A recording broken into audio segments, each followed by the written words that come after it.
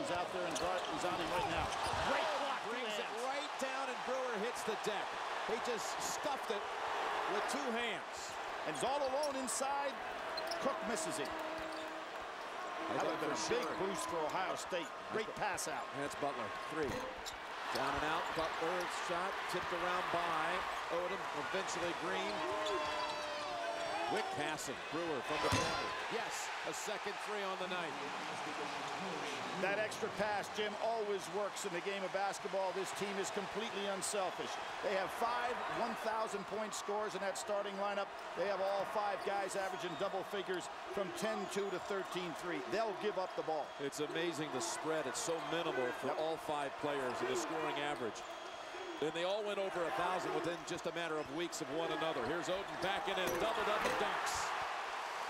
Odom having an outstanding ball game, and really outstanding. We take consideration we're at the 9:30 mark. He does not have a foul on him, and he's been able to play these continuous minutes, playing actually against 3 different matchups. But there's what's available. I thought for sure he'd pick up a foul on that one that turned out to be a magnificent block.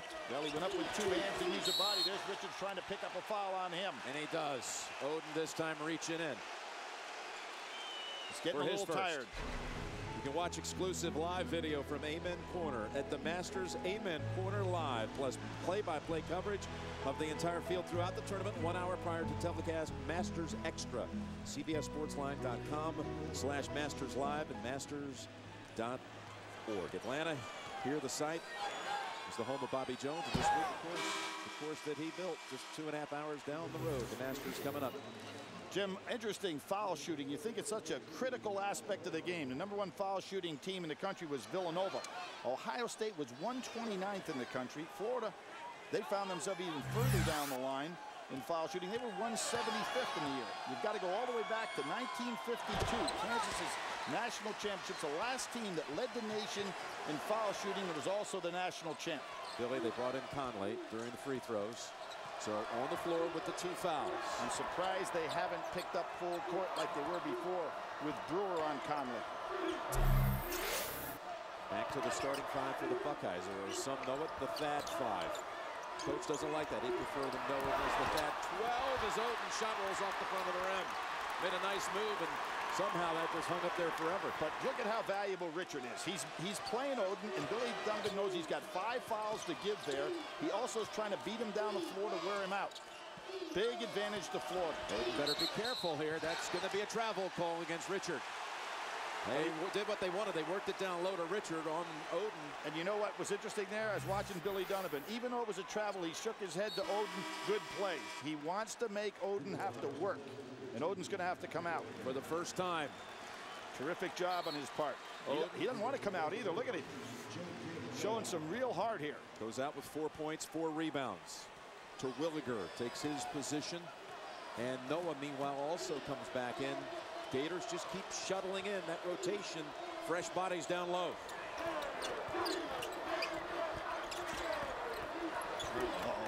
What control. Now he knows he's got a man he can beat. And to take the 3. Long rebound out to Harris. Jimmy took the 3, but he's only made 23s on the whole year. Here's Butler. Here's Conley. Backing away. Now going into Terwilliger. Tries to whip it. Does. Butler back out high. Harris, 3. Just got to make those 3s. I thought Noah touched that last, but that's not the case. That was off Terwilliger. Ohio State, Billy, only 1 of 7 from behind the arc. Odom, 1 foul so far. Good start. He's on the bench for the first time.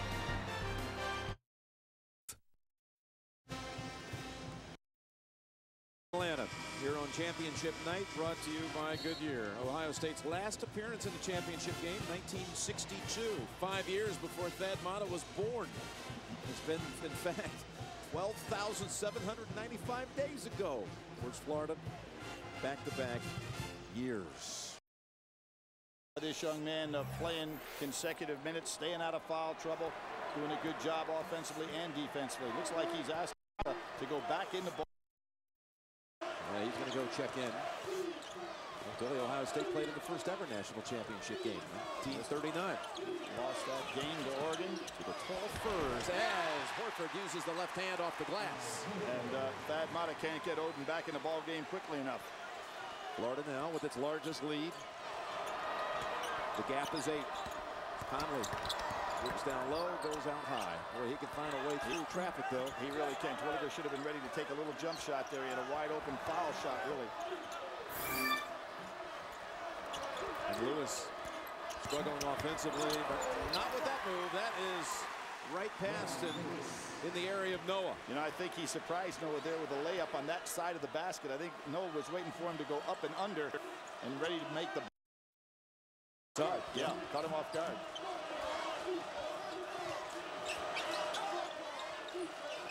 Humphrey has not been able to get off a jump shot tonight, and I think he can get one if they set a solid screen on his man. There's where Noah wants to operate from. No call underneath. Harris. Bounce pass to Terwilliger. What an assist. Jimmy is always under control.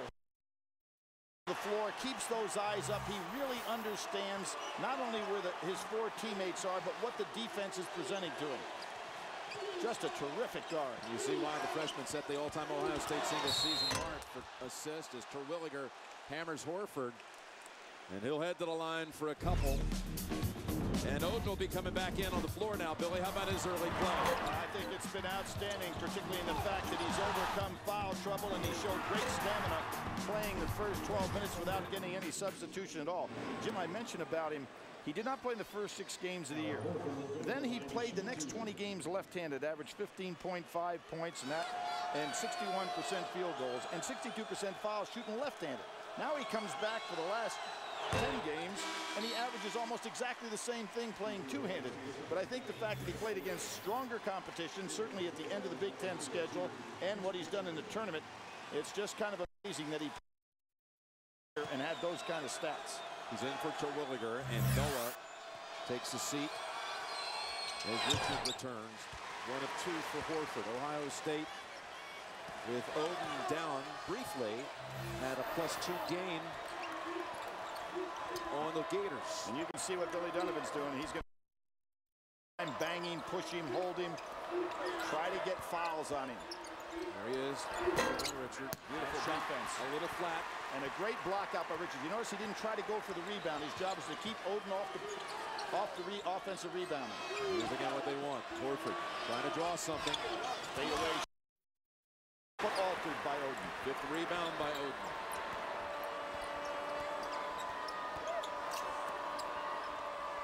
Harris. And he gets a second one on the night. They call him Microwave because he can heat up quickly. And he's showing some signs that both ends of the floor tonight are being very productive. Yep, he had 5 of 8 threes for 17 points against North Carolina early in the year. And Humphrey hits the 3, the all-time NCAA tournament leader in 3-point baskets. He made that mark on Saturday, surpassing Bobby Hurley. With 44 now on his career in tournament. Down mentally by Conley. You got to get on Humphrey, make him drive to the basket. Oden again on a favorite offensive maneuver. Elbow in his back. And for Richard, that's going to be his second. Tonight, Dave's bringing his A game to the with stupid human tricks. And a whole lot more tonight on Dave. But Jim, we're not seeing stupid human tricks right now. We're trying to get Richards in a situation where he's swapping fouls with Oden. Look at Richards. All he's doing is blocking out, keeping a body on him, trying to wear him down. Brings down the Butler misfire from the corner. Billy Donovan would like to have Horford and Noah foul-free and with good. Here he goes again, just trying to get a foul on him. And a block by Oden, his second.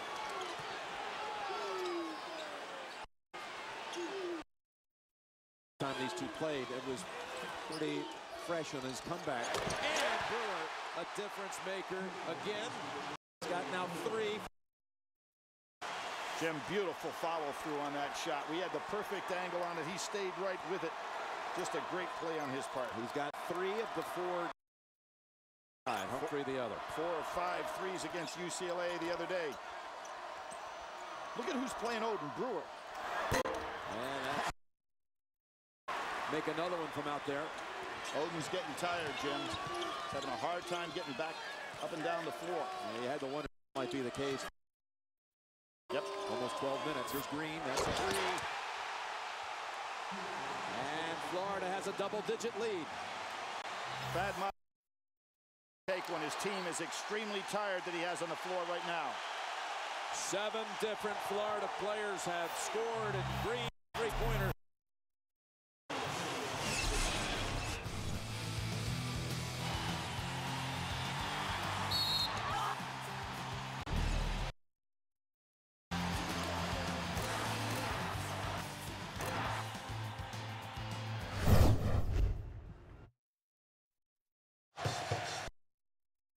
With Billy Packer here at the Georgia Dome, and coming up, AT&T at the half. Greg, Clark, and Seth. First half analysis, plus Dick Enberg will have some first-hand observations on this year's NCAA tournament and the awarding of the AT&T Naismith Player of the Year coming up on AT&T at the half. We noted in the under-12 timeout coming out of that, Billy, and the trend continues at the free throw line.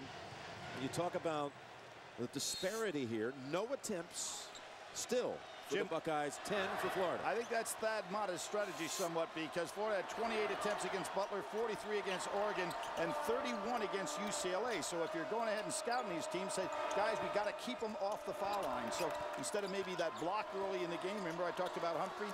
Maybe that has been the strategy. Let's keep them off the line, even though they're not a great free throw shooting team. Conley on a hesitation. That shot off and retrieved by Odin. Yes, watch him play. Here's Lewis with Brewer in his face. Conley inside. Noah Odin puts it back. Noah had a hand in there to influence the Conley shot, but Odin aggressively went after it again. All that started by Conley going ahead and penetrating on the inside. And Jim, you know, that floater shot of his, as you pointed out, he shoots it to try to make it. But he knows that Odin and he are so used to playing against each other that Odin is going to be there for the offensive rebound if he misses it. That ended a 9-point run by the Gators. They've had a 12-point run and a 9-point run already. Horford. Noah tip. Horford and Noah, neither one has a field goal in this ball game. Harris again underneath, giving them another presence inside, but it's Brewer picks his pocket. No one's going to catch him. And there is the one thing that Conley cannot overcome, and that is being defended by a 7-footer who's quick enough to stay in front of him. Those long arms of Brewer are amazing. Brewer with 11 points. The lead is 11.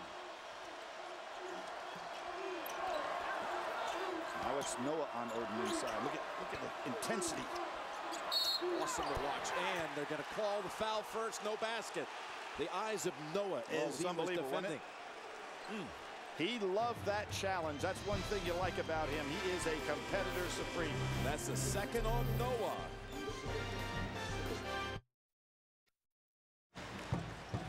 Billy, look at how Odin's stacking up against the 2 big guys from Florida. We don't have Richard included. His picture could be over here. Jimmy's played 16 of the 18 minutes. Now that's something very unusual for him. Give him credit for having done that. But there is some method in Billy Donovan's madness right here. He's going to play the 3 guys against him and say, I don't know what Odin looks like playing 35 minutes in a game. He has never proven that he can do that, and I'm sure that's what Billy Donovan is trying to make him do tonight.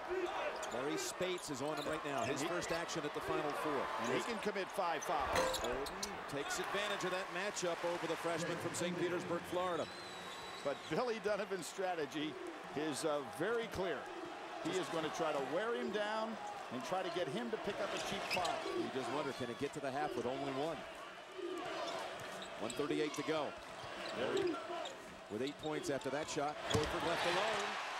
It's very difficult now. Odin is not sure whether he should go out on the hedge move or stand back, and that allows Horford to have a wide open, basically foul shot.